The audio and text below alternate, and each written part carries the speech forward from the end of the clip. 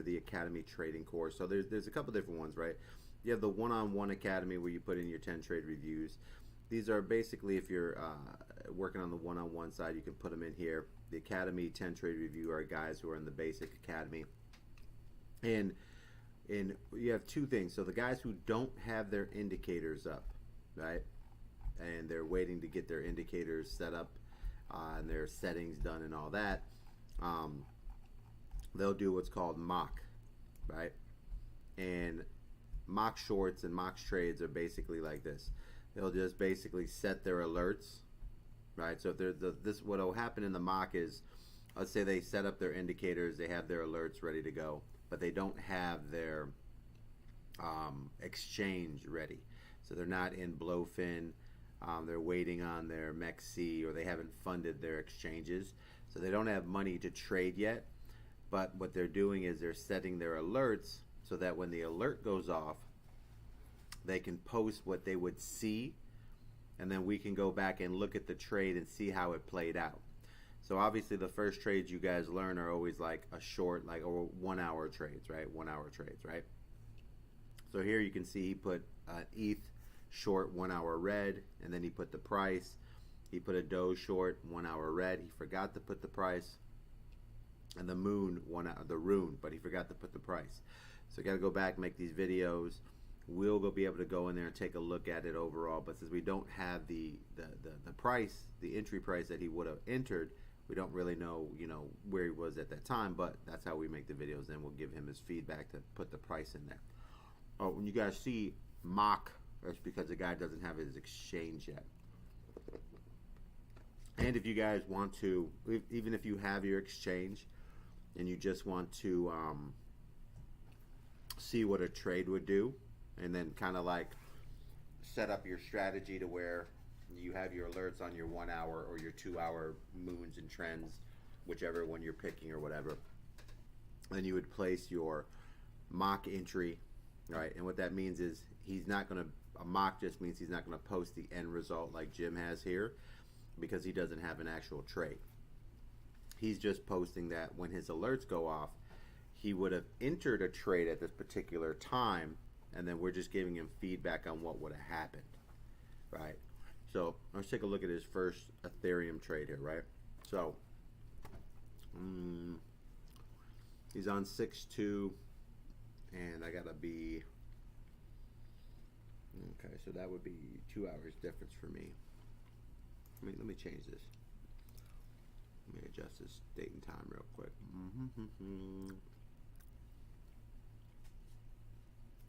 No, let's make sure I keep my 2 hours. Okay, so on him, I got a 1:18 a.m., which would be 11:18 on 6/1. All right, so let's go to ETH 11:16.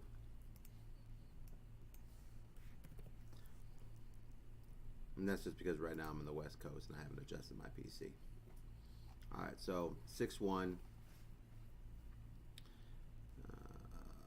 puts us in this zone here, and he was at 1:18, so 11:18. So this would be right in this little pocket here. Now we're gonna slide down to 5-minute areas just so we can put in our area box there. Okay. Then a lot of times, guys, it depends on how much candles you can have. Sometimes you'll see you try to go back really far down the chart, it doesn't have any more data. It's because you only have so many candles that you can have printed, unless you have like the full package. All right, let's see here. So let's grab a rectangle here. Let's look for June 1st, and we're looking for 11:18. Should be somewhere in this part here.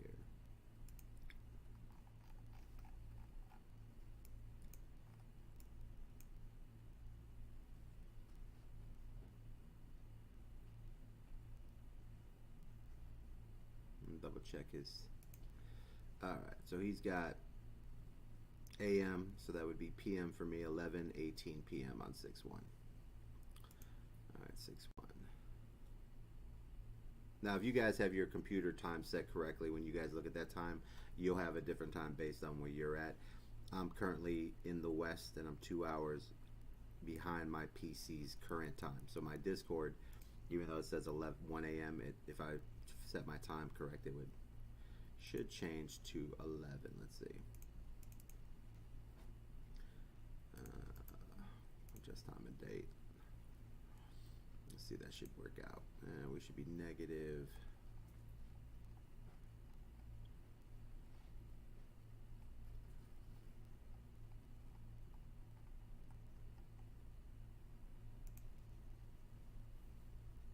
All right. Yeah, see how it says now? It says 11:18 p.m. All right, so 11:18 p.m. 6/1/11/18. He has 3809 as his entry, right? All right, so here we go. So 3809 as his entry, right? Which was at that moment right there. See, we could just throw a line right there, and he's got 3809. We can see that clearly as our entry point right there. 3809. He's posting at that time. That he wants to do a mock 1 hour red trend short 3809. So that's his trigger, right? So we all understand that, correct?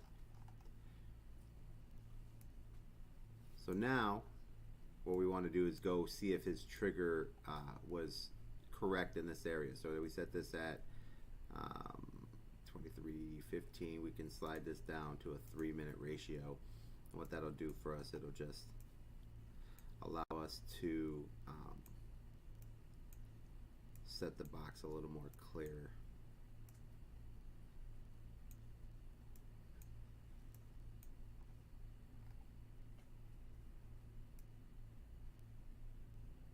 Okay, so he has a short here, right? And this is where, let's take a look at this full chart, how he does here. And this short would have ran out to about here before it really makes a reversal against him, right?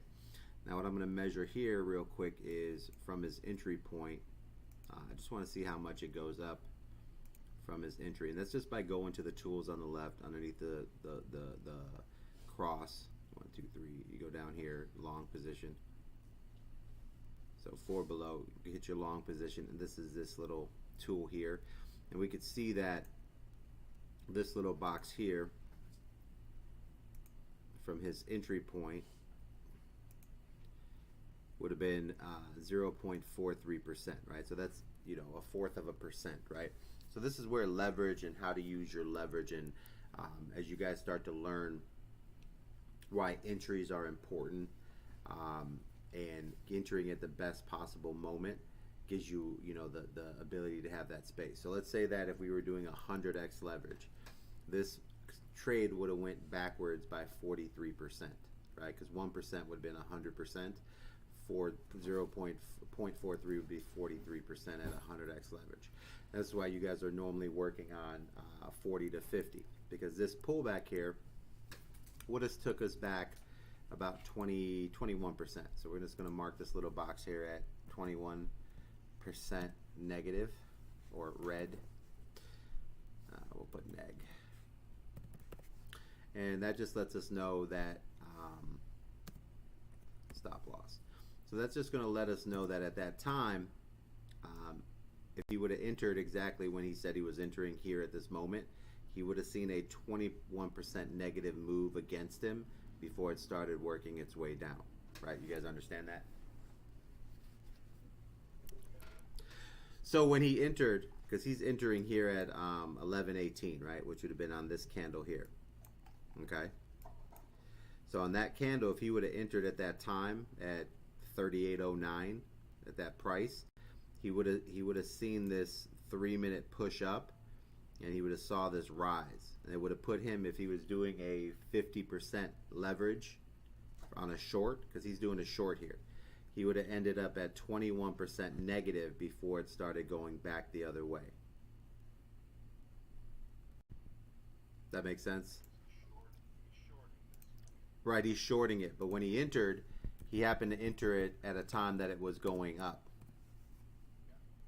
So, but we also what you guys, when you make your trades, you want to write down the highest negative percentage that you win up as well, because you can start to see patterns in how you trade, right? And we'll kind of cover that in a sec. So now the highest move up on him was 21% negative. We're going to slide down here, and now let's see as he goes down.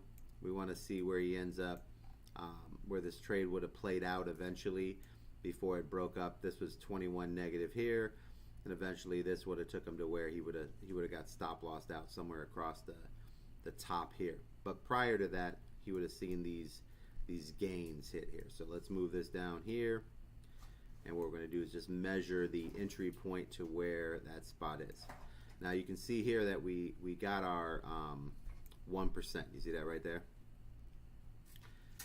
So using this little box in here, this would have been our entry box here, and this would have gave us the target that we wanted from here to here, and that particular box. Let's see here. We're going to make that box green. And that just shows that in that little section there, we would have cleared our 1%. So this particular trade would have ended up with a 1%. If we're doing a 50x leverage, that would have hit the 50% target. And this would have been considered a successful trade. So this trade is based on the simple thing. So this would be 50% leverage. I'll just put 50x, a 45% stop loss. And we need to be better on the entry, so we're going to put 40% stop loss and a 50% target, okay? And what that means is you're doing a leverage at 50x leverage. Your stop loss you're putting in is going to be 40%, and then you're going to put a 50% take profit target. Okay, that makes sense? Okay, so on this particular trade here, if he would have entered when he set his alert, right? Because how it goes is you get an alert, you do your entry, you go to 10 trade review, you post your entry. Once that's done, you make sure that you have your stop loss set at 40%, your target profit target at 50, and that's pretty much it. And it does what it does. The only thing that you do from this point is that you would be the guy as it starts to move in certain directions. You can make the decision to adjust your stop loss so that way you don't lose 40%. So for instance, there's a scenario here that once it goes up, there's a section here that breaks down here. Now this particular section from the entry point down in here, that would have triggered that some point if you're watching this coin, right? You can see right in this little zone there, we'll make it a little more tighter. So if he's watching this here, 0.76, right? And the way to figure all this out real simple is just always think you're doing 100% leverage. You're doing 50, so you can cut it in half, right? So if we had 100x leverage on this, and it's a 0.76% move, right, which is only almost a 1%. 1% would do 100%.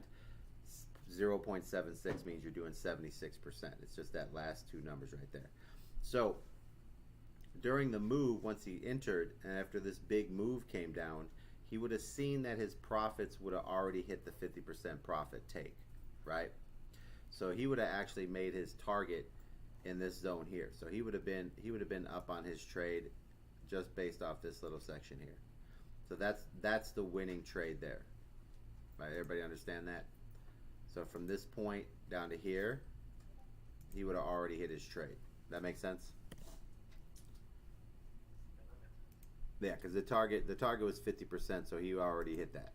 So on that particular move right there, he's already made his profit. So that would have been the end of his trade anyways. Let me see here. So a successful trade. Yeah, yeah. I mean, there's times that you can you can push the issue here and there, right? But this is a winning trade, right? There's no real need to push it, but how you extend it, right? So part of learning this is this. First thing you want to do is how to make successful trades like this happen, right? And that starts with day one, which is let me set an alert on the 1 hour, and let me do these 1 hour trades, and then I can see how they work. Once you understand how the 1 hour trade works, then you can start learning how to master, right? So if it's like first you're a carpenter, you learn how to just use a saw, and then once you learn how to saw everything, you learn how to use a bevel. You know what I'm saying? Shit gets a lot better when it's beveled. So first part here, yeah, I mean it's true. I mean a lot of guys build shit and they're like, "Yo, bro, try a bevel," and they're like, "Dang, this shit looks professional." Yeah, it's just a tool, right? So in the beginning of it, right, it's funny, but it's the real life. It's crazy like that. So all we want to track here is that the first review of his trade is if he entered when his alert went off, like he posted, he would have seen a negative move to the upside of 21%. We're going to review to see if there's anything he could have done to avoid that or get a better entry, right? But at the end of the day, he has a 40% stop loss, so this wouldn't have hurt him anyways. And then when the trade did start to reverse and go in his direction, he ended up hitting his 50% profits at this point anyways. So this was a successful trade. Everything hit. He walks away with 50%. So in here, the review is just to review the entry to make sure it's the clean entry and then where he's at. Now the bonus is explaining how to extend the profits, right?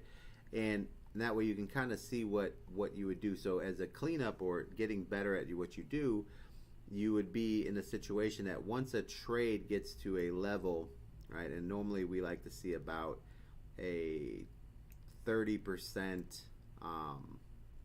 which would be about 60 on here. So normally we like to see about a 30% move down, right? Which is from the point of entry, right about there. This would be a moment where a lot of times when you see this part right here, and I'll make this green. This is where a lot of times what you do is if you had a stop loss on there and you're setting the stop loss at, let's say 40% here, right? So you have 40% stop loss. Once the trade reaches this level here, right, which would have been this little mark here, you then move your stop loss. So this particular point here would be a 30%, and normally I like to do it at about 25 to 27%, right? Anywhere in that section there. Anytime it hits those gains while you have a running trade, right? A lot of times at that point, I like to then move the stop loss to the entry point, right? Or 0%, right? And that just means that, let's say that this coin ends up going the other direction on you at that point and bounces all the way back up to the entry point here. It would have stop lossed out and you would have just broke even on that trade, and the trade would have, moved. Now sometimes it does stop loss out and go back down. So what a lot of guys will do here is, it's okay. And what you're doing is this, right? So the goal is this. The goal is to make 7 clean trades that do 50%. You can lose 3 trades and lose your 40%, right? The goal is to minimize the 40% losses and maximize the 50% gains. So what you can do here to minimize, instead of a 40% loss, right? You can take your settings and go, I'm going to move my stop loss from 40% to 10% negative, right? Meaning that once it hits 27%, you move your stop loss from 40 to a negative 10%, and that would allow you the cushion of, if it does bounce up from this section here, it would have to get somewhere around here to stop loss you out. But what happens is it also protects you that if it does go on a big run on here, you only lose 10% instead of 40. Does that make sense? Now, the other thing is, once you start to master watching the volume and the momentum and the earlier time frames and seeing how things are moving in the patterns that they're moving, what will happen is you'll start to learn how to execute. You'll start J-Mo, you gotta make sure you mute your mic, J-Mo. And what'll happen is you'll start to learn that once you get your 50% winner here, that you can reset and then come back, and when it pushes back up in this area up here and it touches in here, you start going after another 50% move, or an additional, a continuous move that gives you another big move here, right? So that's where the education or watching it happen starts to go in there. So the reason why we do 50% is because a lot of times there's a 50% move down, there's a 50% bounce up, it comes down again, and then it bounces, and then it does its big drop, right? So we look at it like, all right, if you take profits here and then you're around, you can take another set of profits, or you're catching this one here. So you have a couple opportunities to make that 50% there. You just want to be where you're making it. You don't want to be where you make it, it goes back up, and then it's like, oh, there again, oh, it goes back up, because eventually it could just keep going back up, right? There's only so many chances you get at your 50%. So what you're doing in this spot here is that once you get to your 27% or what have you in this section here, and you start to move your stop loss, what it does is it allows you the opportunity to also not only move your stop loss, but you could come in here and move your target. So instead of 50%, you can open up a target down to 75% or even 100, right? But that's when your profits are, moving in a better direction. So once you get to the, let's say your gains start hitting 40%, right? Then what you can do is you can move your stop loss from your negative 10% to a 20% gain, and then take your profits from the 40% or 50% and move it to 75 or 100, and then say, okay, I'm happy with 20% here if it goes the other way on me, but it looks like it's going to start running here, so I'm going to go for the 100%. And now what you're doing is you're turning a 50% gainer into 100, or you're turning a 50 into 20, right? Which, when you start to do that and track that, you're going to start to learn when that's appropriate and when it's just better to take the 50, right? A lot of times I just take the 50 because my entire mindset is establish 50%, and then if it's looking like a big runner, if everything's lining up, and this is trading zones and boxes, right? So I'll show you, this is kind of the video on trading zones. When you have a bigger trading zone, you can expect more of a trade, but when you're just focusing on the other trading zones, you just take your 50s and just keep compounding them, right? And this is where you have to learn to take notes to differ the different opportunities of when you can take advantage of a deeper trade and expect more money on a short, right? Shorts are a lot easier to expect more money on than longs, okay? And so this is where, as you move forward, first thing you want to do is just master the 50% trade, right? Because if you can do a 50% trade 7 out of 10 times, right, that's 350%, and you can master moving your stop loss from 40 to 10 negative, right? That'll happen on should happen on, let's just say it happens on one of the trades you lose, right? So you lose 10%. The other two you lose 40, right? So that's 90%. Take that 90 from your 350, that means you made 250%. So if you have $1,000 on your trades, you do 7 trades in a week, you just bring in $2,500. So you're making 6 figures, and you are still learning how to adjust. That's why it's important to master the 50% trade, because you need a structure and a system that you can have higher guarantees on and percentages, while you're still making mistakes. So, or while you're still learning how to master trimming off the fat and executing at a higher level. So this trade here, as we can see so far from his entry point, right? He posted his mock trade, ETH 3809. From everything that we can currently see, it does look like in this particular scenario, he ended up hitting his percent, right? So let's go and look at his entry as far as like his 1 hour. So let's put the 1 hour in here. And all we're really looking to do here is to see if he has his 1 hour alert correct. Just make sure everything was set up there. So, all right. So that might have been, he called the one, what do you call the 1 hour trend? ETH 1 hour short red trend. So when I look at my Ethereum here, his candles might be a little different, and I gotta check that. So candles will change the way things look. So I'm on Heikki Ashi. I'm gonna go to regular candles, right? And that's where the difference is. See? So he got an alert here on this red trend that was incoming here, right? And you want your candles on your Heikki Ashi, so they're a little more. They box it. We call noise. They kind of take noise out, right? And you can see that my alert would have happened over here, right? So you see my alert would have came off of this candle here, see? Which would have produced this a little more.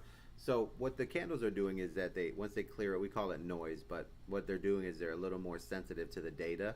And then once they clear the data on a higher percentage, then we take those moves. So that's the trade that I would have seen here. You can see it's the bigger pullback. He needs to adjust his candles, but there are pullbacks in here that he could have got on there, and that's the red hour moon. So this is when you guys hear me say, when you do a long, you want your moon in your trend, and you have to wait for your trend. When you do a short, you can take the 1 hour moon as long as the RSIs are working in your favor, right? Because those shorts have more volume and pullback and opportunity for pullbacks than they do longs, right? It's easier to sell than it is to buy. So at the end of the day here, we have to adjust his candles. He needs to go to Heikki Ashi to get those in there. But he would have had a 1 hour red moon alert in there, and that would have been his trade in there. But he ended up, even on the other candle, they still adjust well. I just like the Heikki Ashi because it's just a little more, takes out the risk. But the system's designed, that's what I say, the system's designed to put you at a highly winning percent, even if you're making mistakes or jumping early, or kind of like getting the early trade. Because it's designed to take the most high percentage move that's available right there. So it's kind of hard to mess it up. Yeah.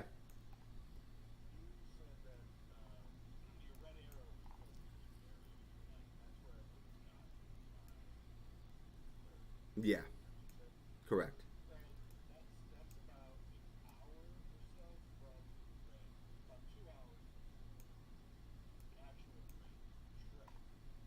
Yes, yes. hmm Yes, yes. Like,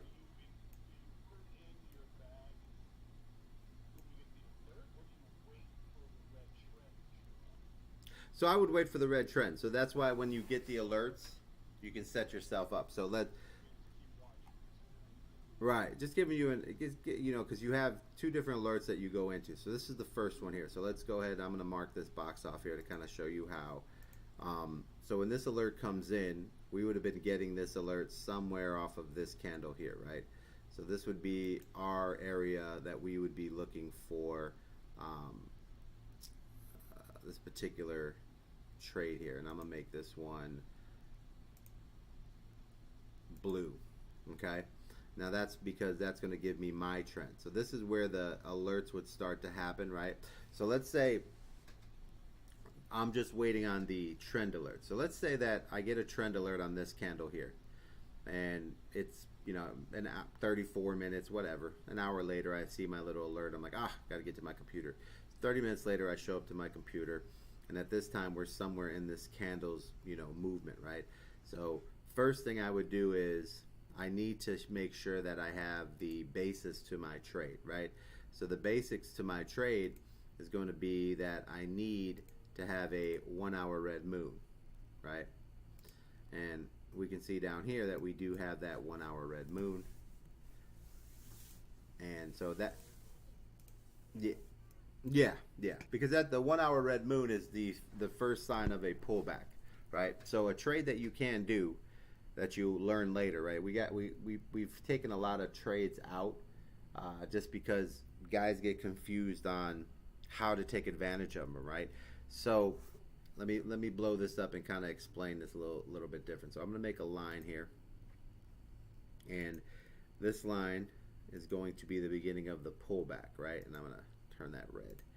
And what that's going to let us see is how this development happens, right? So that's the red moon right there. So let's take a look at the overall, right? So let's jump to the 4 hour.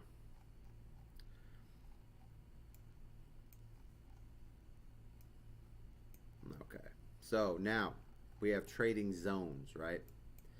So here's that 1 hour move right there, right? And you can see here on the 4 hour, if we start to dig in a little bit here, we can see that when that 1 hour moon went off, notice that that 1 hour moon actually coincides with the 4 hour RSI crossing down. You see that? So when you see the 4 hour crossing down right there, that is a sign of an area that would be a nice little pullback, because the momentum here is down. See?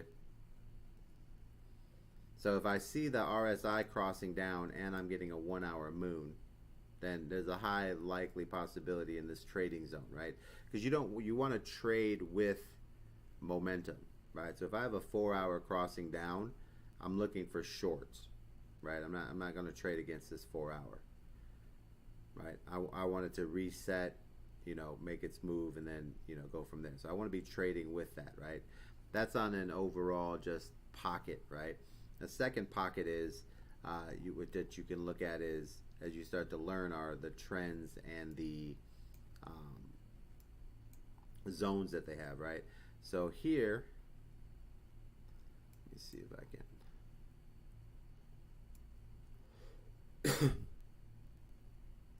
So here we're getting our 4 hour RSI coming down. The moon is green. It's just doing you got to remember, everything is the same as if it was on a lower time frame. It's just when you go to higher time frames, it just magnifies it, right? So we have a green moon, which means that there's volume pressure inside of Ethereum at that time, and there's a green trend, right? What this really means is it's consolidating here. Now the problem is it's on a 4 hour. Now 4 hour consolidation has what they call channels, right? Just means that the tops and the bottoms of these candles are going to be a lot bigger than on the smaller time frames, because it's consolidating inside of a 4 hour time frame, right? So there's going to be bigger dips and bigger pumps, right, while this adjusts itself. We don't want to fight against that on the simple fact that, you know, at that point it's like, you know, why, I don't know how much volume is coming in or out. So a basic trade, if you're kind of looking, is you see the 4 hour crossing down, that's a good time to short, right? And when it crosses back up, that would be a good time to start looking for your entry points, which would be somewhere off of in that candle zone right there, right? So when I see this 1 hour moon show up, and I go look at my 4 hour RSI, and I can see that it's already headed down, now I know that I'm in a section where I'm going to have some drag on this, right? So now I can go back and say, okay, let's take a look. All right, I have a 1 hour moon. That means the drag is coming, so that's good. The only thing I need to do here is I need to make sure that I'm trading at my best opportunity, right? And that best opportunity is always when the 1 hour RSI is in a position of giving me a pullback. So this has a little bit of a pullback here, right, when you can take advantage of, but a lot of times you'd want it to push its way back up and then take advantage of that bigger move, right? Because there's always going to be multiple moves that happen in a trade, right? We always talk about two moves, right? This is the first move as a pullback starts to happen, right? Comes back up, bounces, creates the red moon, right? When it does that, that's where we're seeing this first move here, right? So let's take all this to the side. We already know what happened there. Okay, so you see how this first move down on that 1 hour? Now we don't have a 1 hour moon yet, right? And we don't have a 1 hour trend. We just have an RSI going down. This is another reason why we don't trade against the 1 hour RSI, because it can create havoc. So we just let it do its thing, comes down, creates this first move down, right? So that's like the first sign down. Now the kind of way to think of it is that we always want to see a first move of a trade. We want the trade then to react off of that move, and then we want to take advantage of that next move, right? So that's kind of like, as you start to, watch these things, you always want to catch the double move, right? So let me make these orange. So you can see these little orange moves here. Actually, let me go white. So that's like a double move, right? So this is why a lot of times when you see something happen, you don't have to worry about getting into a trade right away, because the trade's going to come back around. So if you miss something, just let it do its first move, because there's always a retest and then a continuation, right? Most traders are blind to what's happening. So what they do is, all right, you guys have alerts that you're getting moon alerts, you're getting trend alerts. Most guys, what they're looking for is they'll see how like ETH is making a move here, and then eventually it gets exhausted, and then it has what's called a retest, right? So this move down here is the actual retesting of this Ethereum move, right? Because they had a big pump, came down, solidified, then it went on this run, right? It's a pretty steady run there. And what most traders are going to do is they're not going to buy the pump at that time. They're going to let the pump go on, and then once they see the pump actually pull back, which would have been this like candle here, then they would start buying in this level here, because they think that's support, and that pushes the support line up to here. And then what happens is all the people that bought over here and was waiting for this to make its move, when this pullback happened, they felt that they didn't sell at the top. So when the pullback happened, which opened an opportunity for people to buy and make a push, it also opened up a reverse opportunity for the guys who bought here already to sell again on the way up. See what I'm saying? So you always have, right, so okay, you bought here, right? So let's say you bought here, right? And it gets to here, and then all of a sudden you're up 50%, right? And then all of a sudden it drops down to here, and now you're only up 30%, right?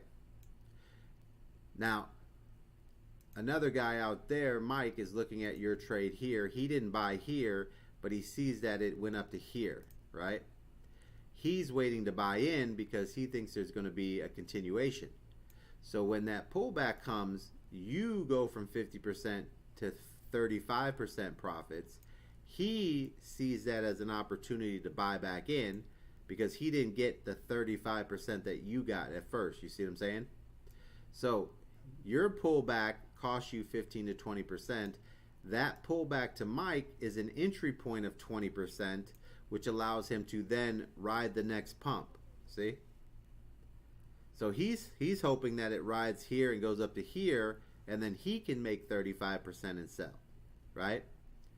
Now you see this pump go down, and you go from 50 to 30, and then it starts to move up, and you get to 42, and you say, shit, I'm taking 42, and then you sell, right? So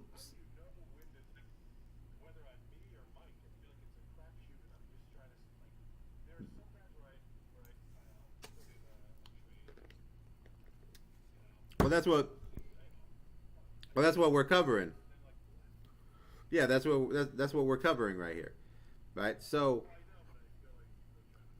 yeah, no, watch. I'll walk you through. That's why we're walking through it. So what happens there is that there's a set of people that bought early who are selling because they think they're missing out on the top, and there's a set of people that are normal buyers who see something pump and they want confirmation and they're buying in on the next move. So Mike is basically 80% of what we call um, retail investors, and this is why they always lose because the guys who bought in early are always going to take profits, and you never know when they're going to take it, but they normally take it on the second move. You just don't know if they're going to ride it to here or to here, and you end up getting cut in the middle, like that's what you're talking about. So once you see that double move, right? That's why it's so. That's why when people are trading, it's like, guys, you need more confirmation on what's happening before you get in because you can't justify when a guy is going to hold. If Jim's going to hold to here or Jim's going to sell here or here or here or here, right? It's hard to justify whenever he decides he wants money. But if you're buying this pullback or this retracement, you're at the mercy of the guys who already bought in. So you don't want to be the guy who's buying in on the push, right? And that's why here we can see we have a 1 hour moon and trend. We would have been in on this entry. The pullback would have gave us another opportunity when this green moon. See how our green moon came in here again? See that green moon? So you would have bought here again, and you are holding this until you get the red moon, which happens here, you see? And that's what triggered all the sales right there. So that's why the indicator sets you up in the positions of the movements, right? Not the pullbacks. That's why retail investors get wrecked. So what happens here is the guys start to sell, right? So if you were actually tracking Ethereum and you were doing a normal Ethereum entry, you would have been getting into Ethereum at this point here. You obviously would have hit your profits. You would have had a red moon. You would have rode that out till you got your green moon, and you'd be entering here again, and then that would have made profits again, right? So when you see a move, right, and the most important thing here is that it's just understanding the double move, right? So here's your 1 hour move. It pushes up to here. It pulls back to here. It then goes on another run, okay? This is retail investors getting in. You never know how high it's going to go or where it's going to go, but it makes its move. Once that move ends, see how the 1 hour moon comes in right there? This 1 hour moon is signaling the end of that second move. That is the entry when you get that 1 hour moon that you would take advantage of. Why? Is because there's a push up, there's a pullback. The pullback bounces and the red moon comes. That's indication that this is the second move of the down trade. The first move happened here. Okay, you see? First move came down, right? This is the first move. This is move one, right? That's the first move. The second move is when everyone bought in here up to here. See? That's the second move right there. Now, while you're watching that second move, you really don't know how high it's going to go. But once that 1 hour moon starts to trigger for you, you know that it's starting to move into a position where it's going to make its second move down, which is basically once it gets the retail investors in and then everyone starts selling. So that's that first trade. That's actually where he started to make his entry there. So that's why you see that double move. So when you're looking at something, just always keep in mind that there's a double move. Right, the first move is confirmation that there's something coming, and then when it pushes back up, it pushes against that first move, taking advantage of the indicator when it tells you it's time to take advantage of the second move is where you can be more set. Now, if you're a rookie, right, and you get that red moon right there, and you don't notice that there was two moves here that happened, a move down, a bounce, and then the second move down. You just see a red moon, which is okay. Right? You see the 1 hour red moon, you go and look, you see that this is starting to pull down here, right? Now you look down and you see that the RSI is almost at the bottom and you say to yourself, okay, I'm going to wait for that to give me a trend, right? So now that you have your 1 hour moon alert, you have put your 1 hour trend alert, right? You go back to your business. All right, I got 1 hour moon. Now I need my 1 hour trend. Right, so you can take this alert off the 1 hour moon if you wanted, or you can just add a second alert to the 1 hour trend.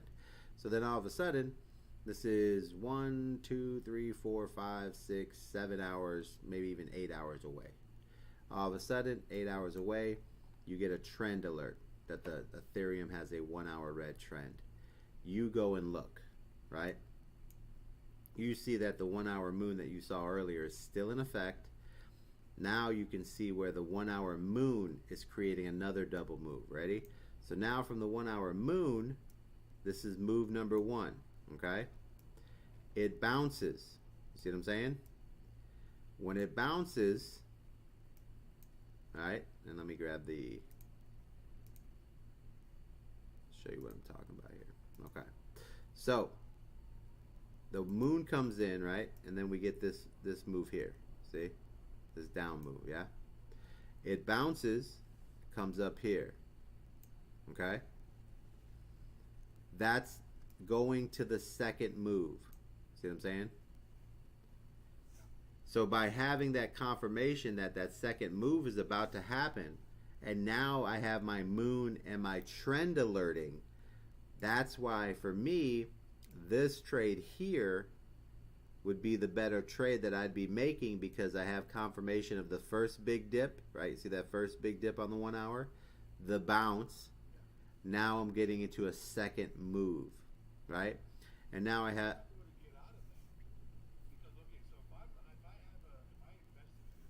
Mm-hmm. Mm-hmm.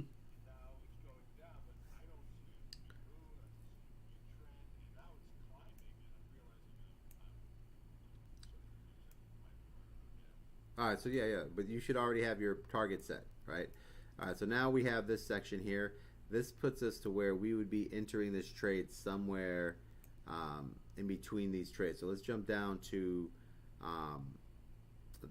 the entry for you, right? So let's say you want to do a short. You see your 1 hour RSI. You see how it starts to climb here, right? What happens is eventually from this point here, it starts to head back down, right?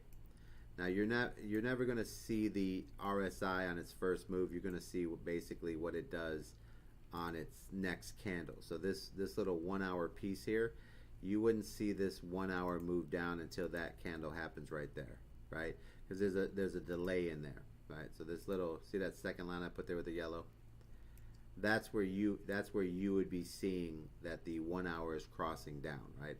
Which puts us at a point where this candle would be somewhere in here for our entry, right? Okay, so now that we have that set up and we see the 1 hour crossing down, we see the 1 hour trend pop in, right? Everything's kind of in our favor. So somewhere in between this candle and this candle here would be our entry point, right? So this in between here and here, right? So now let's slide down to when you get the alert, you have a trend alert, the moon is red, the trend is red, you look at your RSI on the 1 hour and it looks like it's still going up, because you'll probably be looking at that section there, right? I'm going to make it white. When you look at it, you're probably going to be looking at the tip of the 1 hour right there. Probably not showing you that it's heading down yet, because it's still kind of stuck there. What you're going to do is when you go to your entry, right, just verifying the basics. 1 hour red moon, 1 hour red trend. You see your RSI here on your 1 hour still going up slightly there, and your decision is to follow your trend entry, right? Because pullbacks and shorts have more momentum than longs.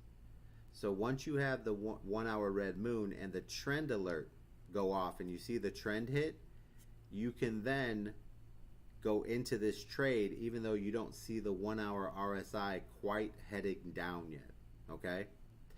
And this is where you use what we call the money line, right? So what I'm going to show you here is, see how the 1 hour RSI is still headed up, but if you look at your moon indicator right here, see how the money line right there is headed down? And this is kind of like the basics. So right there, when you got the alert, you see how the green line's headed down there? You see this section, see that section there? So the RSI is a lagging indicator. That's why it's stochastic. It's just out there. But what this basically is doing is, once you've got the 1 hour moon and the 1 hour trend, right, which happened right in this little section there, you can see, if you looked at your moon indicator, you can see the price action line. It didn't even touch, like it, like it turns to green, it's supposed to touch the other line. So there's an area right there that it was supposed to turn into a green moon, but it doesn't even touch it. It doesn't even reject. It just starts to head down, right? You see that? See that section right there? That's going to let you know that that's going to that's going to be the indication that the RSI is going to follow. The RSI is going to follow the money line. So keep that inside your head, that the RSI will follow your money line. Okay, that's why we have this indicator.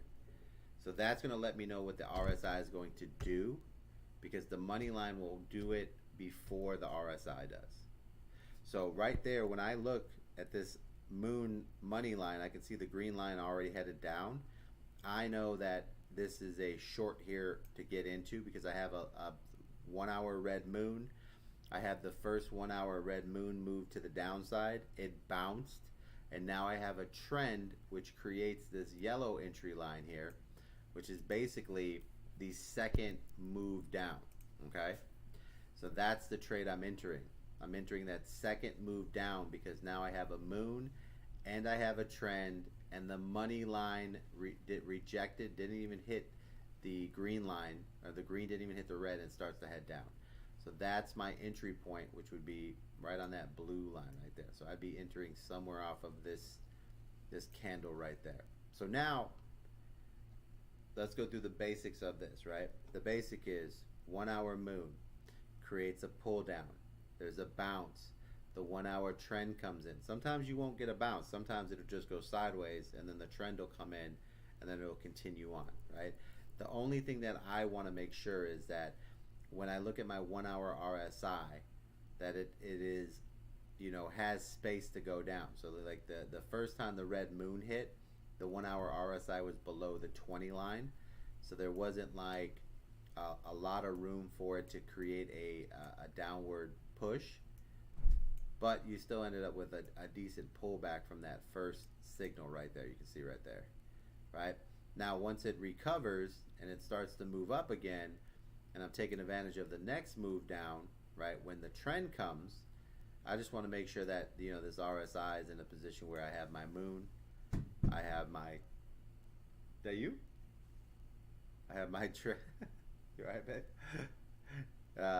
You have your moon, and then I just want my trend. So the trade is very simple. 1 hour moon alert, 1 hour trend. So let's say I just set my alert on my 1 hour trend, right?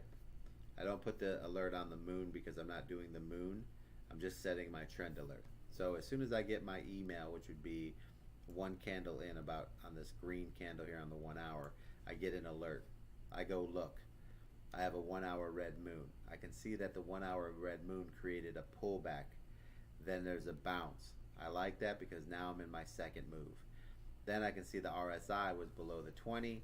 It came down, and now it's moving up. It's above the 50 line. That's great. Now I can see at this point the money line is starting to head down, right? And I'm getting a red trend alert. Okay? When that red trend shows up, the money line's already going down. So if I was early, I got a really good entry. If I was coming by the time the red line actually showed up, I can see the money lines heading down. So that puts us on this arrow right here. I'll make it white, or actually we'll make it we'll make it white. So on that arrow, I can see that I have my trend, I have my money line headed down, and the only thing I need the RSI to follow. But the RSI is going to we're going to use the money line over the RSI. Okay, so trade that we're doing, 1 hour trend, got it. We need the 1 hour red moon to confirm it. It already happened. Perfect. The 1 hour RSI needs to be heading down. The money line is already showing us what the 1 hour is going to do, which means we can enter a trade. So at that point, you're somewhere on this candle, you'd be entering a trade, right? Now this is where you go to the 15-minute for your entry. Okay? Click on the 15-minute. All right? And all you're doing here is you're just confirming that you're not worried about the RSI, because the 15-minute RSI is, we're already confirming on the 1 hour that the money line is headed down. That makes sense? So we don't need confirmation on the 15-minute right here. What we need confirmation on the 15-minute is the entry strike, right? Which is going to be a 15-minute red trend. All right, that's what we need. We need the 15-minute red trend in here, all right, which happens on this third candle over here. So what we really need here is we just need the 15-minute red trend to confirm the trade. You see how it turns right there on that candle right there? So we'd be somewhere in here. And you can see that the 15-minute red candle also joined the trend at the same time, you see? So all we want to do here in order to enter this trade is to have a 15-minute red moon, 15-minute or a 15-minute red trend. Right? The trend is, where we want to be. Normally it goes moon then trend, right? But if you get trend, then you're good to go anyways. This hit at the same time. See where that white arrow is? So you can see here we have a trend, and not only did the trend hit on this candle, but we also have where down below we end up catching a 15-minute moon at the same time, both on this candle here. So we would have got alerts that we were having both a 15-minute trend and everything there. So you could go in there and you can set your alert for the 15-minute trend, and if it's going off, right, it's coming. As soon as this next candle comes in here, you should have had some type of entry somewhere in this section here. So we'll say, let's move this blue box down and say that you got in on this candle here somewhere, and that's your trading zone here, and we would have got this little wick here. Right, so this would have been the trade that we would have saw. So let's measure that out real quick, see where we're at.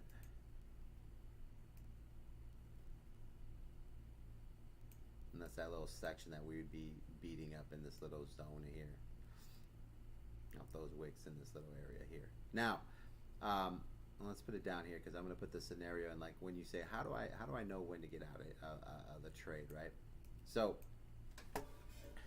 the trade, it really kind of goes down to once you get in, you kind of set where you're at. So that needs to go down to there. Okay, that needs to go there. So you can see here that this trade ends up hitting about a 0.87 before it goes the other way, right? And that overall is about a 43%, right?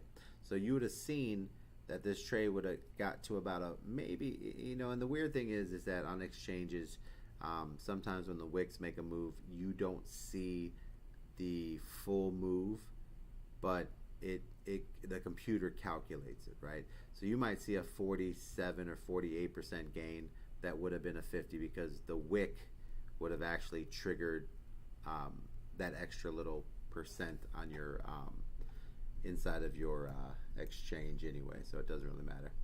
Okay, so let's just say that it doesn't. Let's say that this ends up being a entry here, and you get a very a bad entry point, and you're a little bit behind, because on this here, when this red trend hit, you should have been entering on this candle up here. So your entry should have been a little bit higher, somewhere in this zone here, which would have basically been right on your 1% area there.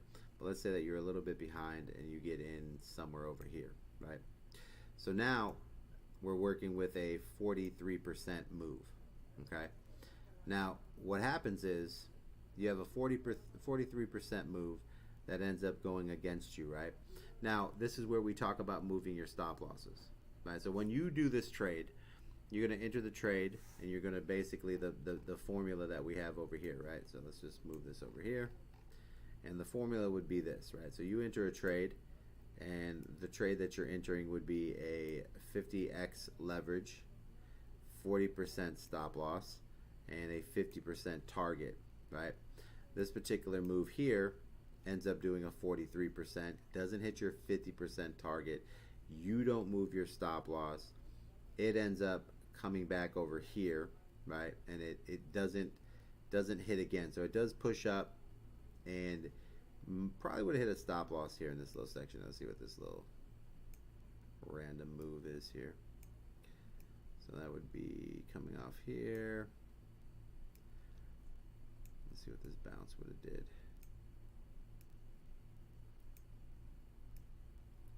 So this bounce ends up being, no, that wasn't, you would have stayed in there. So this bounce would have gave you a 11%.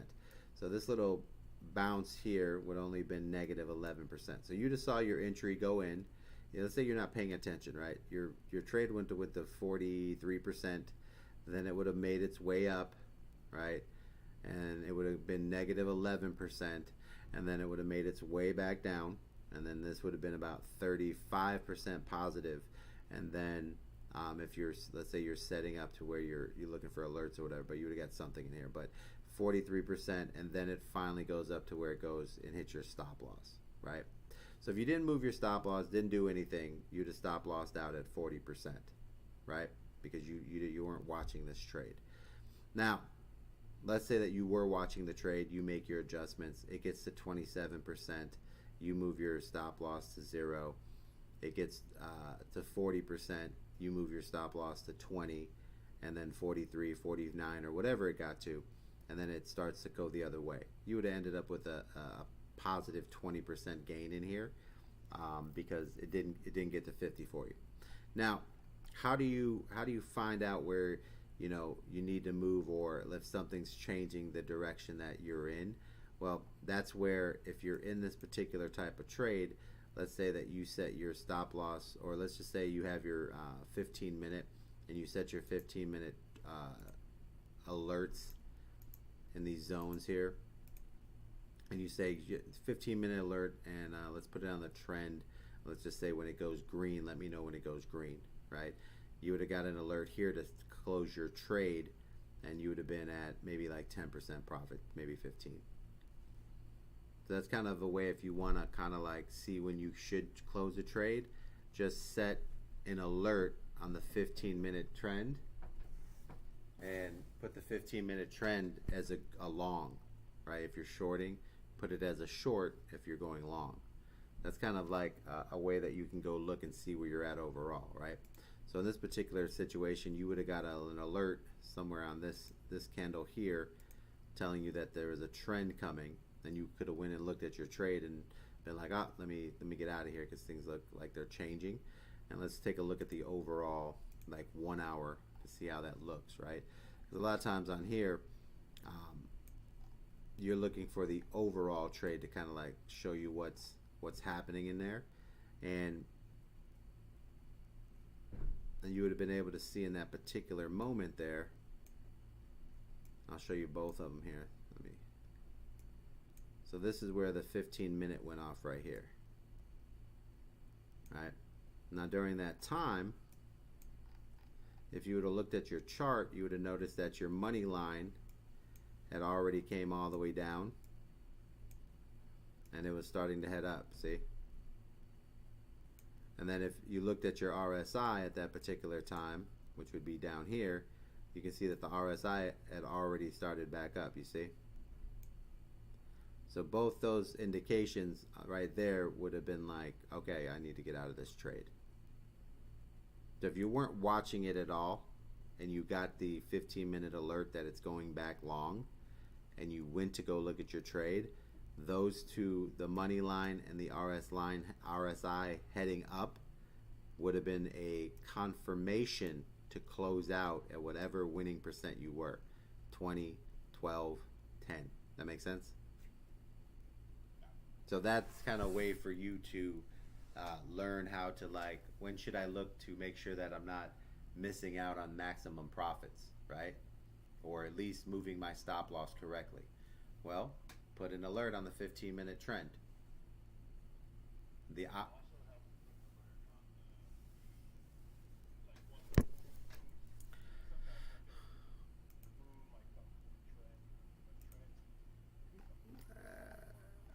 Well, yeah. Normally moons come first, but you want to be in a situation where, and this is kind of like an example here. So the trend is more stronger than the moon.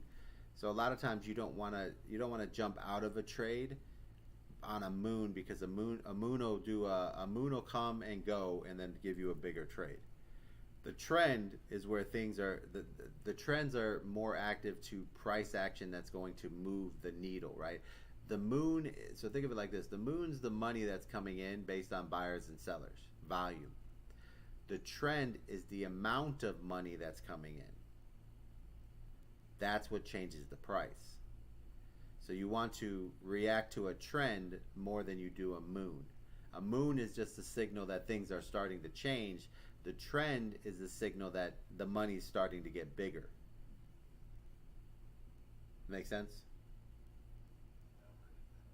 Yeah. The moon is that things are starting to happen, like volumes picking up. There's more buys, there's more sells. The trend is the amounts of the money that is coming in. It reaches we have it set on a setting that when it reaches a certain level, that will dictate a warning of enough money coming in that this normally will change the direction of the price. That's kind of what it is. But that's a way to simply, yeah, that's the easiest way to set a 15-minute trend against whatever you're doing. So put it on long if you're going short, put it on short if you're going long. That'll just give you the quickest warning to check on your trade and make sure that you know you're double checking everything. And then at that point, I just look at the money line, and if the money line's going against me and the RSI is going against me on the 1 hour, then I'm out.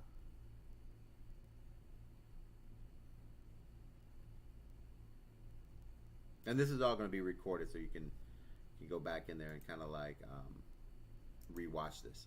But that's the example of how to run through that trade there. I have one other question. You said don't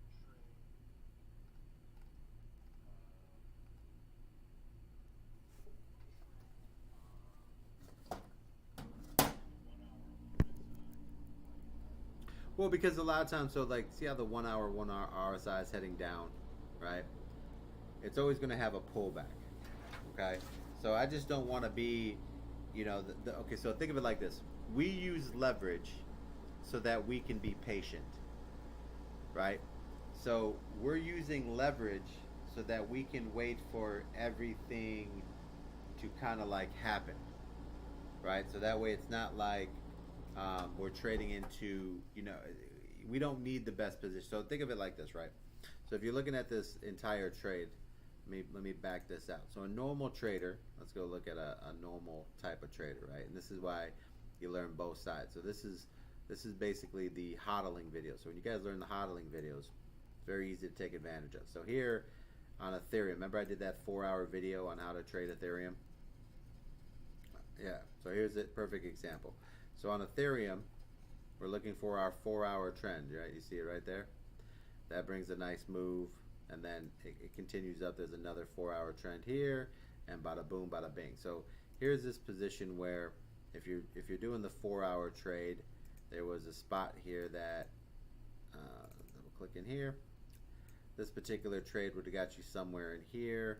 You would have sold somewhere in this little zone here. It's 18%. Then you go to that next move, and that next move gets you in, and then you would have sold somewhere here, 37%. So that entire trade, right? So let's take 18 and 30. Let's take 15 and 35. That's 50%. You see what I'm saying? So that's a 50% trade right there.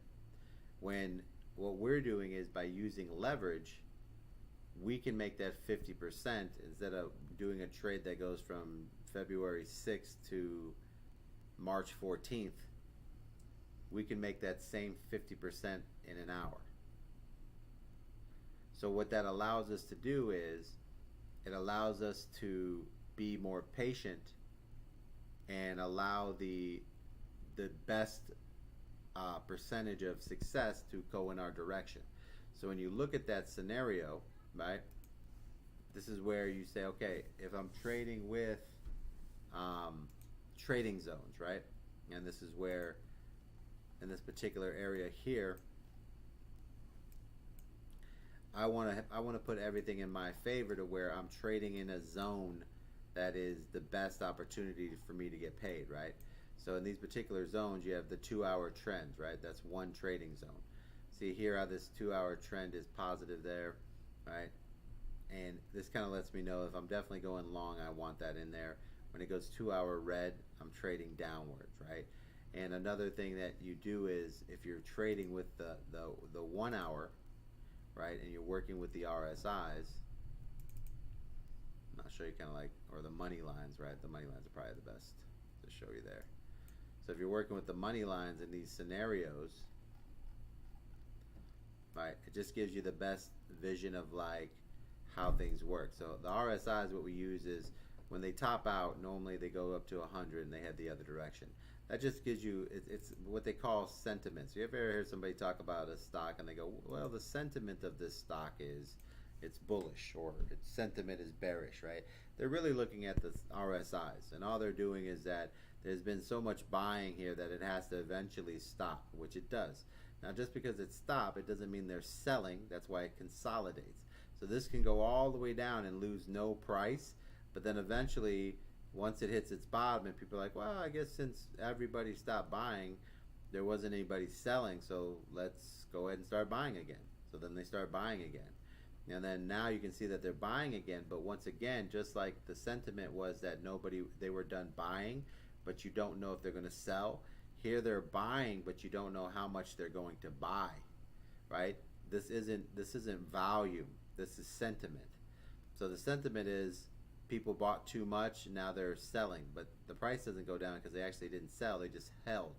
Then the next move up, right? This is why when you trade with the 1 hour RSIs, if you're waiting for it to cross up again, you'd be buying in the sections here, and you'd give yourself the best opportunity of going with the momentum of the crowd, right? So when the other indicators are telling you that the money's there, price action's there, and everything's ready to go, we just use the sentiment as a indication of when the people figure that shit out, right? Because our indicators are tracking price action and volume, and then when the people, which are retail investors, go, oh shit, that's going up, then they feed us our move, right? So the first thing is our indicators track the cash, the money, and the movement. And then once we see that and we get in a position of a red moon, green moon, a trend, then the RSI lets us know when all the people, retail investors, are getting in, because that's who's going to pump our bag, right? So if the retail investors don't realize that there's a pump going on, right? So like right here. So here you go with a moon, right? Then you get a trend, okay? And you can see right here, kind of like a perfect example of this, right? So you get a moon, which is a buy. You get a trend, here's a buy. But you look down and you realize that, yeah, you're waiting for the RSI to kind of like reset itself, right? So here's a buy, here you go, and you start to see the RSI make its way down in here, right? So it starts to head down. Let me box this up real quick. So this is kind of like, we don't really, it's like I like doing the one-on-ones because it gives you a chance to kind of understand the sentiment. So this would be a section here, and we'd be looking for something in here. And I'm going to turn this into a pink box. All right. So now, this is when the 1 hour, you can see the trend turns green. There's a green moon. There's a green trend. The RSI is heading up here, right? So you see how it topped out, came down, and it's bouncing, right? Most people look at that particular move as what they call a pullback, right? Where you see the RSI push to the top, right? And then you see how it came down, and then you see how it's moving back up right there, right? So they're expecting it to go all the way to the top and bring a lot of value, but what happens is it ends up, pulling back down. So I'm going to show you on the indicators kind of like what you got. So you got a 1 hour moon, you're waiting for a trend. You look at your 1 hour RSI and your money line, and they're all above positive. They look really good. The 1 hour just pulled back. Now you slide down to your 15-minute, right? And what you're doing on the 15-minute is you're looking for everything to kind of give you a matchup, right? And this is where volume becomes a kind of like a key, right? So we come in here, we see that there's a buy area here. We notice that the 15-minute RSI is at the top. We have a green moon, right? We have a green trend here. Green moon, green trend came in, and it's starting to move up. And that this normal area here would create like a buy signal area here, right? And if you look down, you can see how your 15-minute RSI is like pushing down there, right? That's why when we're always talking about that, since the 1 hour RSI is already hit a top and it's bouncing and it's starting to move up, right? Meaning that most of its volume and its push are already done towards the top. Remember, it's above the 80, right? It's not a good move in there, and I'm going to mark this here just so you can kind of see that the 15-minute is also starting to come down there, right? A lot of times we don't really care about that as if the 1 hour is showing strength, but let's go to the 1 hour. So here, let's find that pink box.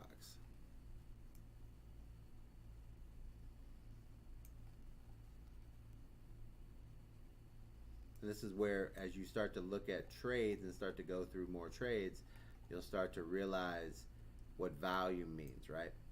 So here we can see that the 15-minute RSI is heading down, the 1 hour is heading up here. Now, I can see the 1 hour already pushed up one time. You see this big push here? So it already created a move, right? Here's its first move, right? And this is, the kind of like a way to kind of think to yourself, like, all right, there's a move, there's a pullback, and then there's a second move, right? Let me make those a little better. So, first move, you can see that green moon created this first move. You see that circle? Then the RSI went backwards and went down. When it went up, and which is supposed to be this move here, you see that second circle? That's the second move, right? Now, in that move, that's where we can see that these longs are starting to show up. Now, a lot of times, let's measure that little move out. So let's say if you get on top of that top candle there, there's a little spike in there, right? It's about a 0.5% move. So when you see a second move coming in like that, a lot of times, once again, retail investors, they're looking for this bounce, right? And that's where they're buying that first candle down. Now they're buying that upward move, right? Now, when we see that move and we see the 1 hour RSI above the 80, right? We kind of look at that and it looks, a little exhausted. A lot of times we like to see it climb back down and do a reset, right? Meaning that we'd like for it to, give us room to trade. We want it below the 80, more around the 50, and coming from the bottom, right? So once I see this, that the RSI on the 1 hour already went to the top, pulled back, and now it's starting its second move, I'm not too excited about that because it's the second move up and it's already close to the top. You see what I'm saying? So by being patient and saying, okay, what I wanted to do is I'm gonna let the moon do a reset, right? So you see this red moon here? I'm going to be patient and say, okay, I'm going to get a red moon, and then when the red moon resets to green again, that's where I want to get in. So you see that next moon there? Right? And that also coincides with letting the 1 hour RSI hit the bottom, where you can see it down here, hit the bottom twice, and then started to break up, and then on that green moon hit, we end up getting that big RSI move, you see?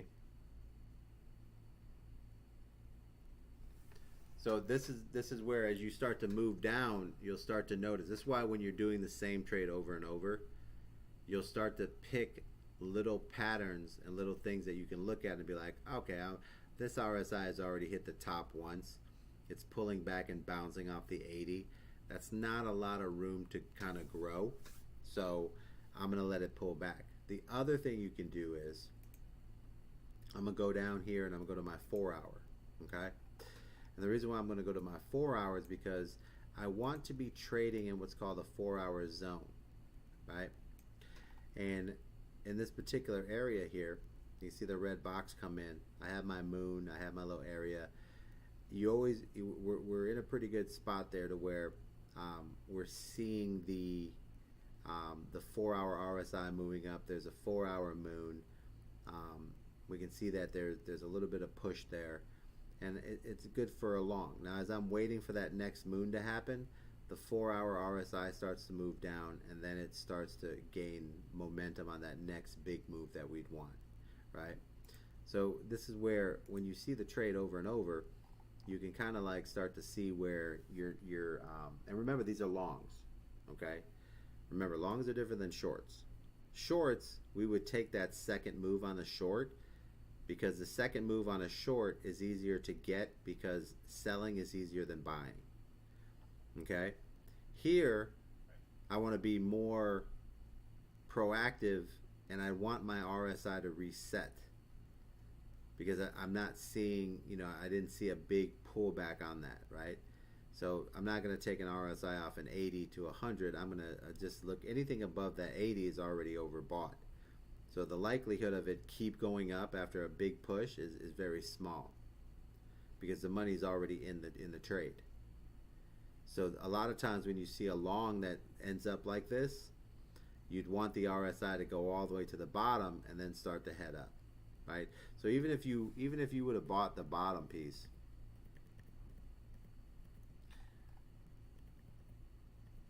I'll take you over here to the 1 hour. So even if you would have, let's say that you would have just wanted the 1 hour bottom to come in, right? So let's say you come in here, you're watching the RSI, and all you're really looking for is, you're like, all right, I just need my RSI to come, I need it to give me some room, and you see the RSI get down here to the bottom there, and you go to buy in. Notice that you have a red moon now, right? Since you have a red moon, you can't buy that bottom because now you have a red moon. So now you're in this situation where you're waiting for that red moon to disappear, and it finally does over here. So once that red moon disappears, you get that green moon. You already notice that you've already seen this RSI break up.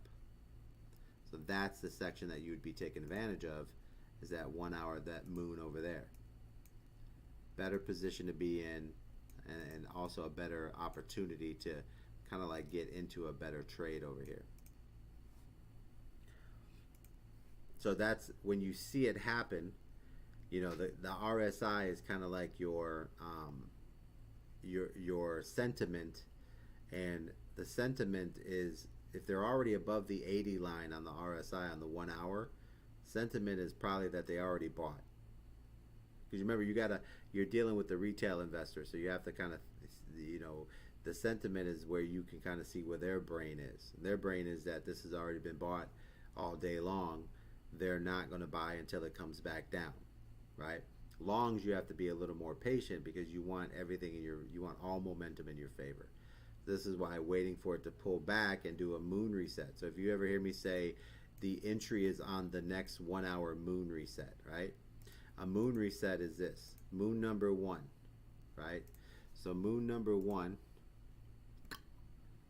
and let's turn this white, perfect. Okay, here's moon number 1, right? So moon number 1 is the very first moon that turns green, right? That's moon 1. The next white arrow is the moon that turns red, right? So you see moon number 2 there.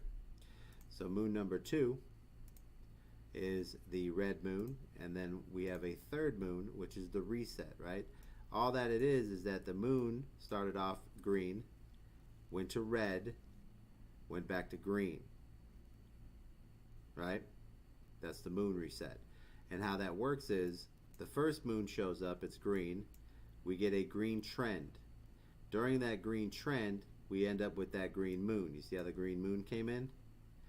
We want it to reset, meaning that the trend stays green, but the moon goes back to green, right? So even though we have a green moon in the beginning, we get our green moon on our trend.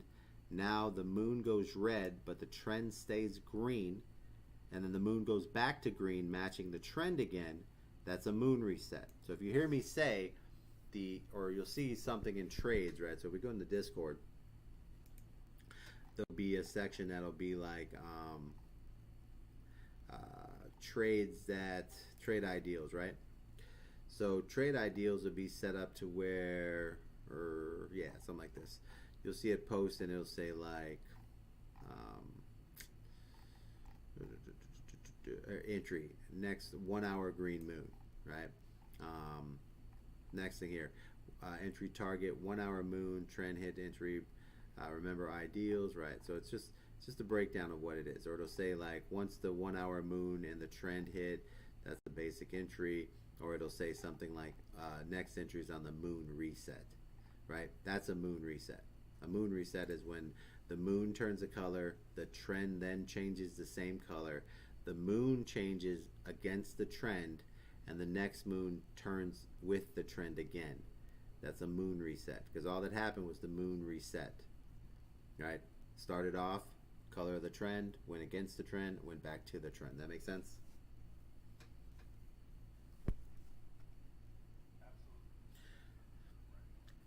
Yeah, and this you just kind of watch the video. So all you're really doing here is remember you have the ability to have patience, right? So you use the stochastic RSI just as a tool of what the retail people are doing. And if it's on the above the 80 and or it's coming down from the 100 and it's bouncing on the 80, then it's already kind of exhausted. You see what I'm saying? So at that point, you'd want it to pull all the way back and then start looking for entries once it pulls back and crosses back up.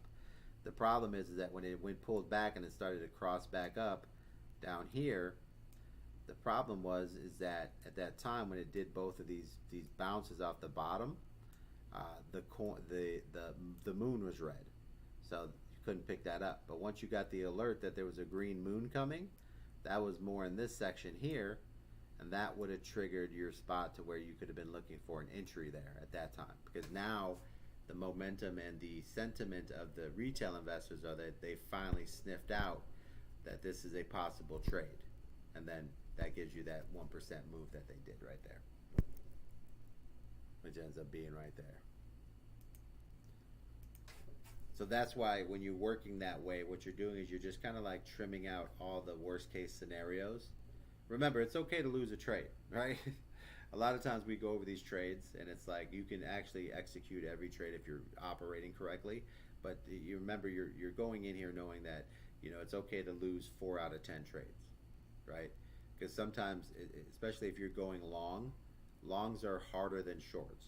So if you have a mixture of longs and shorts in your trading game, like you should, then you're gonna have some losses on longs because longs are harder to get going, and then your shorts will just give you more money, right? So keep in mind, it's just your job is to just execute steps and put a system together that your brain makes sense, right? And if you see that the RSI, stochastic RSI, has already been to the top, and then it pulled back and it's bouncing off the 80, and you say, that's already kind of exhausted. It's okay to let it go all the way back down. You're not missing nothing. Go find another coin. Wait for it to go all the way back down. And then get in on the full momentum, because the key here is you want to be in a trade that has the highest percent of winning, right? And that means that you want to be in a trade when the RSIs are coming off the bottom, giving you the biggest opportunity to actually make trades, right? That's where you're putting the percentages in your favor, right? Does that make sense?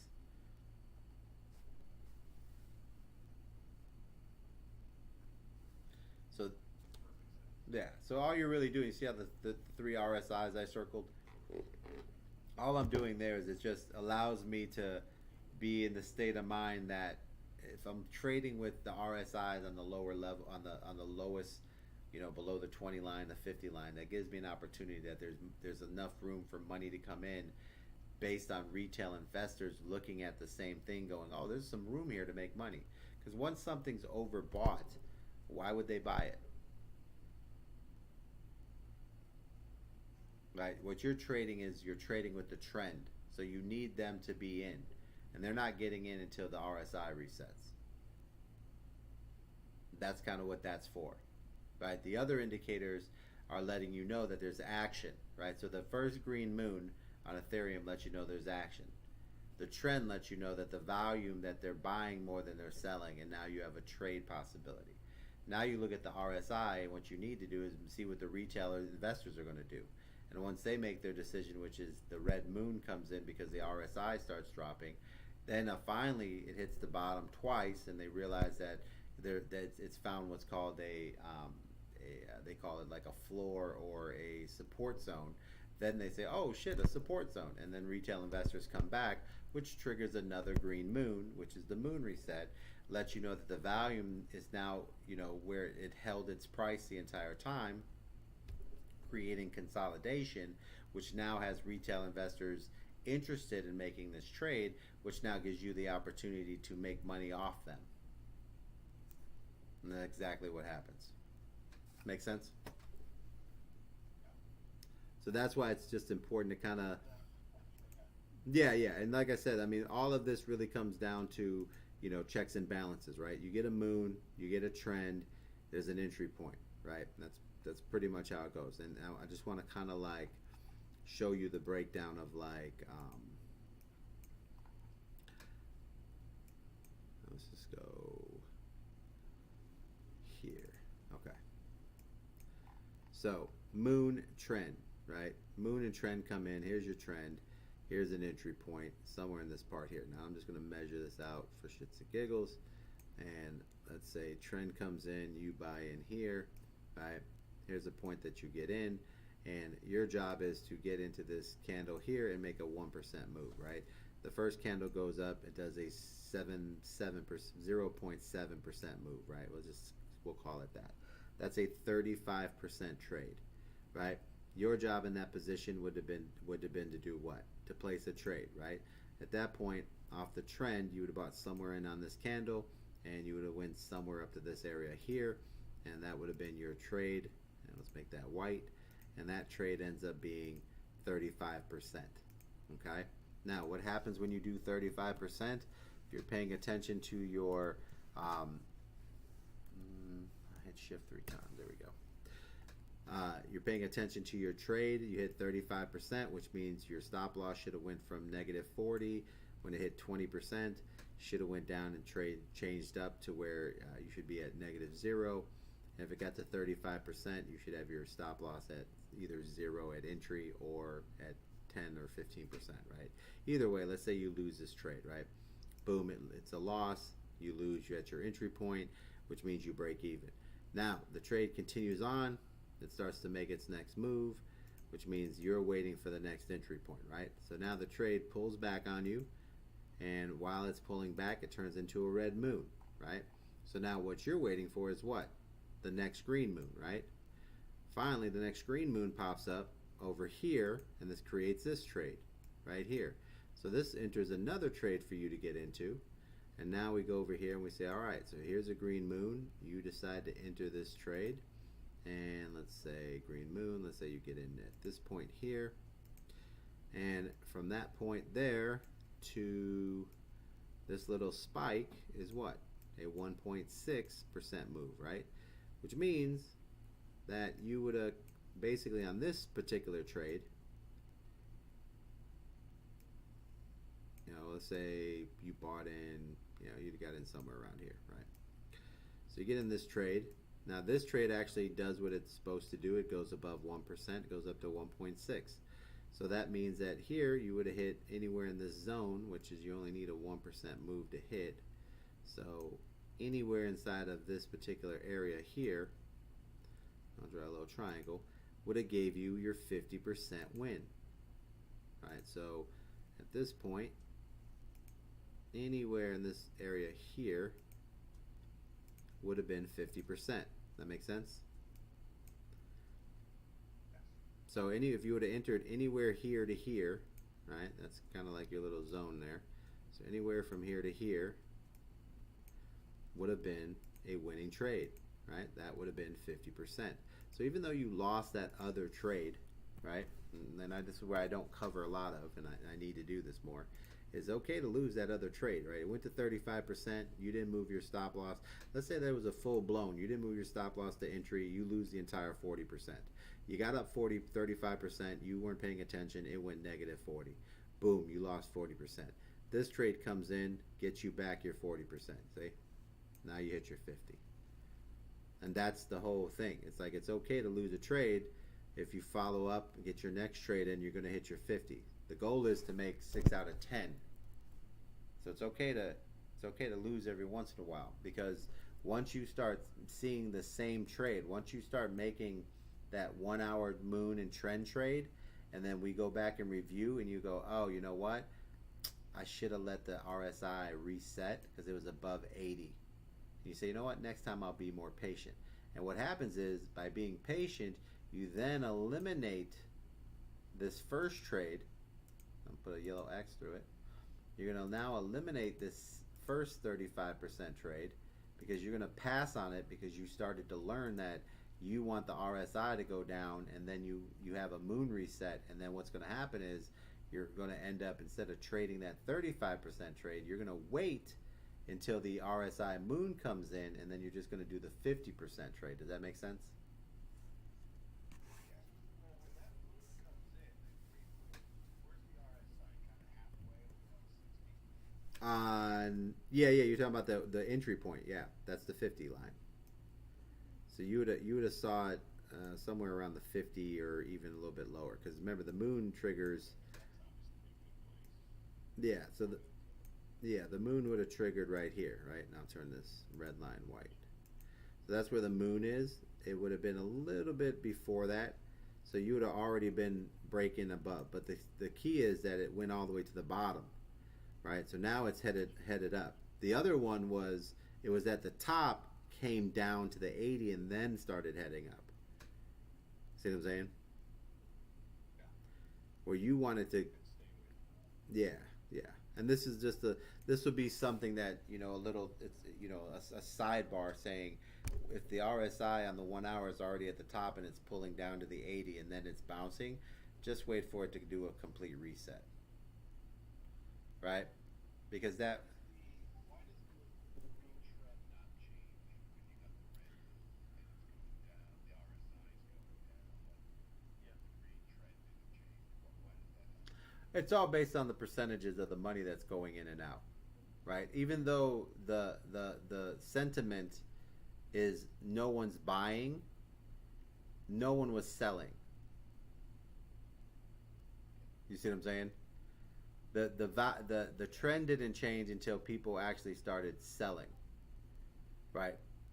And it wasn't a bad, like, if you bought in that trade, it wasn't a bad trade. It did 35%. So if you go and look at, like, a lot of people that teach trading, 7 to 10% are big wins. You see what I'm saying? We're trying to teach you a 50% master trade over and over and over. Because once you do that, once you master how to do 50, then 35 ain't shit. You eventually go back down, right? Right now we just want to, the 50% mark is kind of like the way to teach you all the little secrets you need to know to stay consistent. And then once you're consistent on 50, then it's easy to take 35 every time. There's nothing wrong with putting a $5,000 trade with 35% profit,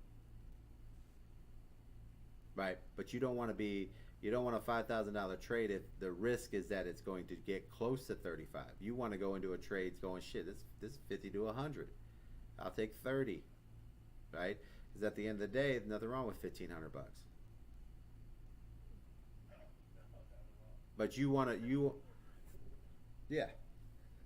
Go ahead. If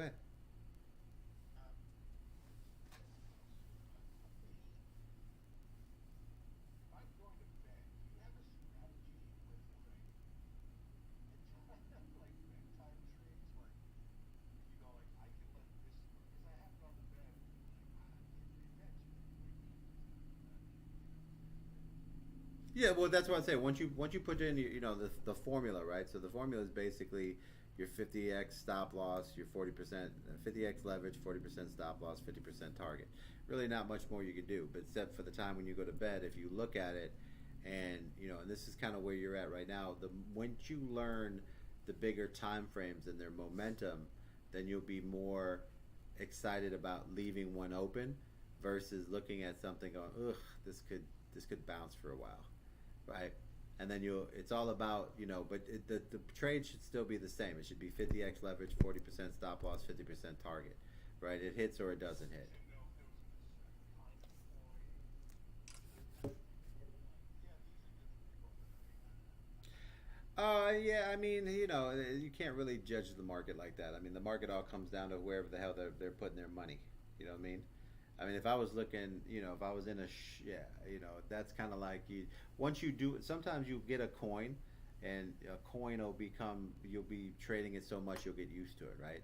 And you'll see the moves. Like a coin that doesn't move that much but can like run for days is Chainlink, right? And Chainlink, if you put the indicators on Chainlink, they're highly accurate because it's such a grandpa moving coin that the indicators, you're not, there's no wicks on Chainlink. You know what I mean?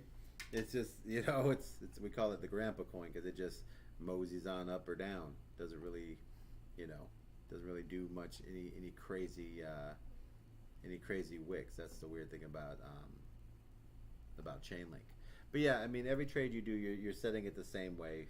If you're going to leave something overnight and you want to kind of like, if you say, let's say you're looking at it and you see the 4 hours, maxed out, and you're like, you know what, this is probably going to make a move, then don't do a 50x leverage, do a 20x leverage. That gives you more space for your stop loss. So what you're doing is you're doubling your stop loss, which means instead of 40%, it's actually 80, because you're taking down from a 50x leverage or 40 and you're doing a 20. So now you just doubled your number. So the stop loss, when you set it at 40, that's really an 80% stop loss. So those are the ones that you can run all night. You can say, all right, I'm gonna do a 20x leverage instead of a 40 or a 50, and then my stop loss will be, I'll set my stop loss to 30, which is really like 60. And then your target, keep the target the same, 50%.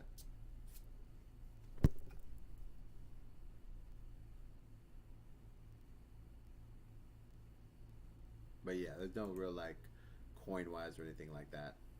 But that's what you're going to start learning how to do, is just trim out these bad trades. But what we want to do here is just make that's why we say when you start trading and you set your 1 hour alerts, you're trading $5 or $10. And what your job is to do is post your 10 trade review.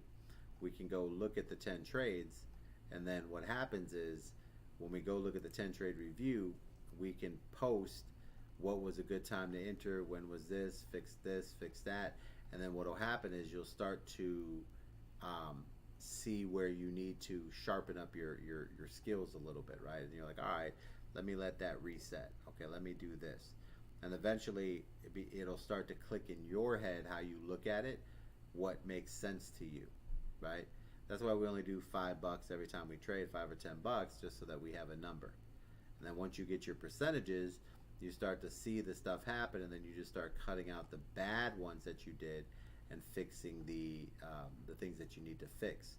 And then once we're in a session where, now you're, give yourself, I mean, you're actually, I mean, shit, when'd you start? I mean, you haven't had a lot of time. So I know you came in, about 3-4 weeks ago, but I mean, you haven't really, we talked maybe twice a week. So this is the first week that you actually, no, I think this last week was the first week we actually got you going. And I mean, you're doing 20x on STMX here, you're doing 43%. And that's normally, that should be something like a 40% leverage, so that should have been an 80. But you hit your percentage there. Here's Ape 15x 46%. That's crazy. Ape coin should be at least 40%. So that's a 120% win. So I mean, you're doing, you're doing great for a guy who's never traded. Like, you're just, I mean, that's the point. It's like, that's where it really, once you start, like, don't mind Carlos. Carlos is an animal, but it's don't look at Carlos. Carlos is a horse, right? So, but yeah. So it's just like, with him, you just have to kind of like remember he's at the level where he's been with me for about a year. So he's He's honing in on he's found how it makes sense to him. So he's attacking these trades from something that it just clicks in his mind, right? And that's kind of like the basics. I mean, for you, you never traded before, never done it. I mean, 50. If you go look at other discords, I mean, here I was looking at here's this is Crypto Network, right? And I'm always, like I was looking at here because a lot of guys are like, oh, I want to do the trades in here. So this a lot of the things that these guys are doing here. This is what I was teaching 3 years ago, right? And when you look at the trades, it's like they're taking in 14%, 12%, 23. They're excited. Like they love 12% is huge for them. 16% is huge. 11% is huge, right? 8%. They love this. I mean, I look at stuff like that and I'm like, damn, if I was teaching a 12%, return course, God, I'd be a god. That's nothing. Like, I'm trying to teach you guys how to make 50% every time so that the 30% falls in your lap. I'm trying to basically make it so that you reduce almost all your risk. And you're like, yeah, this is what I do, man. That's why sometimes when I tell guys, take profits. Like you don't realize that there's all these other discords and everyone who's like, the number one trader, they're averaging 12%. Like it's not even that hard to get the 12%. Like I'm trying to teach you how to hit a level consistently so that your worst trades are 25 to 30. Like you're gonna be a terrible trader if you average 30%. But you're gonna be 10 or 300 times better than the guys who think they're good. You're gonna be like, oh, I had a terrible day, man. I did 10 trades for 40% each. The guy's gonna be like, shit, man, I made 4. Yeah. Well, hopefully you take a loss. I mean, shit, if you just win every damn trade, that'd be crazy. I mean, you're going to take a loss here. That's what I'm saying. Like, it's okay to lose. I mean, the sad part is, a lot of times, like, guys will go on all they do is win. And then it's like, it's actually terrible. It sounds stupid, but it's terrible to just, like, win. Because then you don't get it, and then you start betting like crazy. And then you take a loss when you put like, half the capital in. They're like, no, man, you gotta kind of like fix. You gotta be, you gotta stay in the system. It is what it is. It's step by step, step by step, step by step. Same thing over and over. So it's okay to take a loss, right? Like guys think that it's not. It's like it's a bad thing. It's not a bad thing to take a loss. I mean, the market is. We're in a volatile market. You have no idea.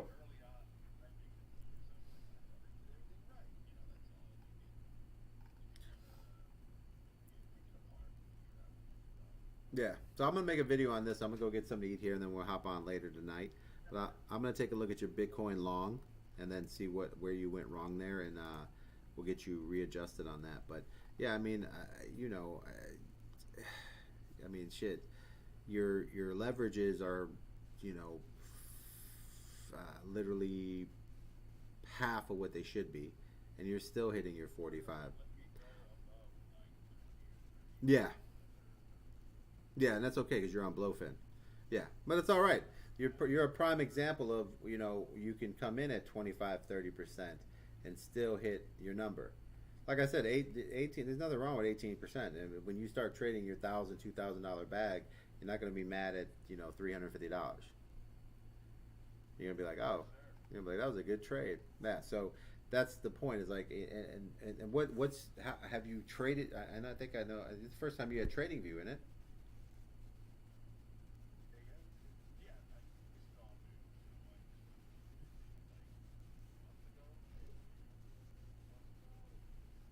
Yeah. Yeah. Well, you're just starting trading. Like this is day one. Because everyone else always asks me like, yeah.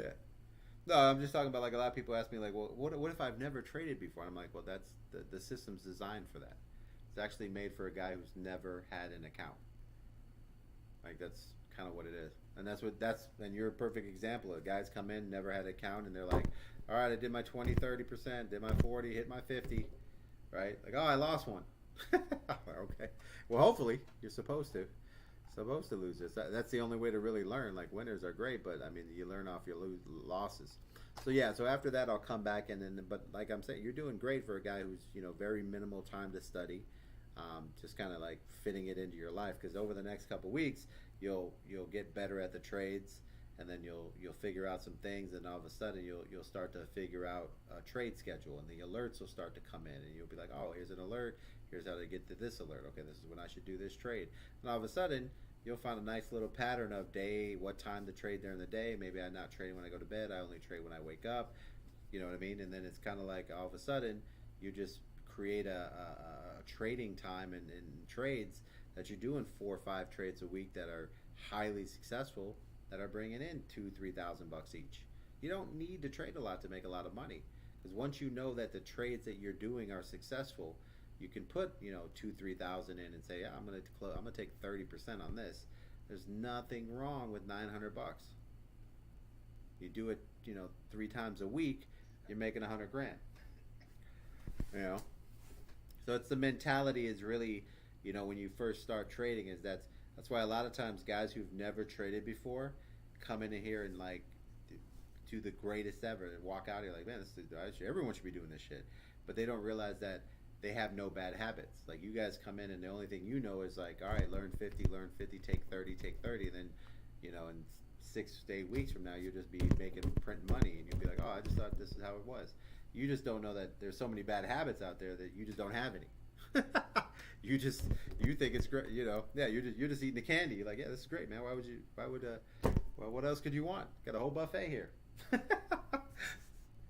I'm happy for you, man. You're doing great, bro. You're doing great, bro. So, yeah, no, you're doing great. And I'll be hopping on. So we'll be doing more days and nights. So I'll try to get on the mornings or the mid afternoons, and then some night times after closing out, and then that way you get a little more going in there. But I'll tape everything.